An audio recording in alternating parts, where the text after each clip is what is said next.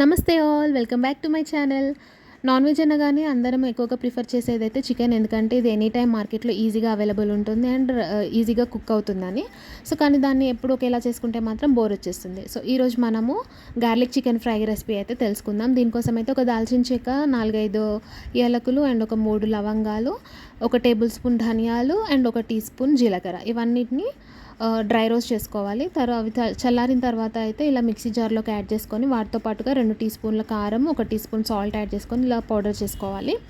తర్వాత వెల్లుల్లి రెబ్బలు ఒక 30 వరకు తీసుకొని ఇలా మిక్సీ పట్టేసి పక్కన పెట్టుకోవాలి. సో చికెన్ అయితే నేను 1/2 kg క్వాంటిటీ తీసుకున్నాను ఇక్కడ.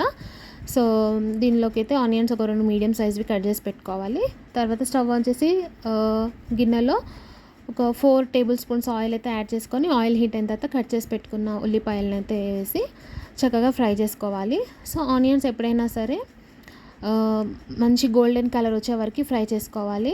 అలా ఫ్రై చేసుకున్నప్పుడు ఏంటంటే కర్రీకి టేస్ట్ అనేది ఎన్హాన్స్ అవుతుంది. అండ్ మనం ఇలా ఫ్రైస్ చేసుకున్నప్పుడు ఎక్కువ అంటే వాటర్ అది యాడ్ చేసుకోం కదా, సో ఈ ఆనియన్స్తోని గ్రేవీ లాగా వచ్చేస్తుంది అనమాట.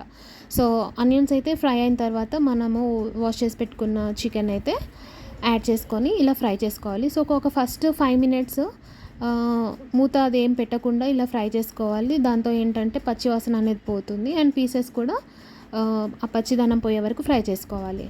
ఇలా 5 మినిట్స్ కుక్ చేసుకున్న తర్వాత అయితే మూత పెట్టేసి ఒక 10 to 15 మినిట్స్ని కుక్ చేసుకోవాలి చికెన్. ఇందులో వాటర్ ఏమీ ఎక్స్ట్రాగా యాడ్ చేయాల్సిన అవసరం లేదు, చికెన్ నుంచే కొంచెం వాటర్ రిలీజ్ అవుతుంది.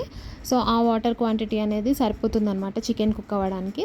సో చూడండి, ఇలా 15 మినిట్స్ తర్వాత అయితే చికెన్ ఆల్మోస్ట్ 80-90% కుక్ అయిపోతుంది. సో వాటర్ లెవెల్ కూడా చాలా తగ్గిపోయింది. ఇప్పుడు మనం ప్రిపేర్ చేసి పెట్టుకున్న గార్లిక్ మసాలా మిక్స్ని అయితే యాడ్ చేసేసుకొని అంత పీసెస్కి పట్టేలాగా చక్కగా మిక్స్ చేసుకోవాలన్నమాట. వెల్లుల్లి ఫ్లేవర్ని ఇష్టపడే వాళ్ళకైతే ఈ చికెన్ ఫ్రై చాలా బాగా నచ్చుతుంది. ఎప్పుడైనా హెల్త్ బాగాలేనప్పుడు, కోల్డ్ అయినప్పుడు టేస్టీగా అనిపించదు కదా, అలాంటి టైంలో ఇలా చేసుకొని తింటే చాలా బాగుంటుంది. అండ్ ఫైనల్గా లాస్ట్లో కొద్దిగా కరివేపాకుని అయితే యాడ్ చేసుకోవాలండి. ఇది చాలా మంచి ఫ్లేవర్ని ఇస్తుంది. సో లాస్ట్లోనే ఎందుకు అనంటే ఆ ఫ్రెష్ ఫ్లేవర్ని ఎంజాయ్ చేయొచ్చు. కరివేపాకు నచ్చదు అనుకుంటే ఓకే, స్కిప్ చేసేయచ్చు అనమాట. సో ఇంతే అండి, గార్లిక్ చికెన్ ఫ్రై అయితే చాలా బాగుంటుంది టేస్ట్. అండ్ ఫైనల్గా కొద్దిగా కొత్తిమీర చల్లేసుకొని స్టవ్ ఆఫ్ చేసుకున్నామంటే గార్లిక్ ఫ్లేవర్డ్ చికెన్ ఫ్రై అయితే రెడీ.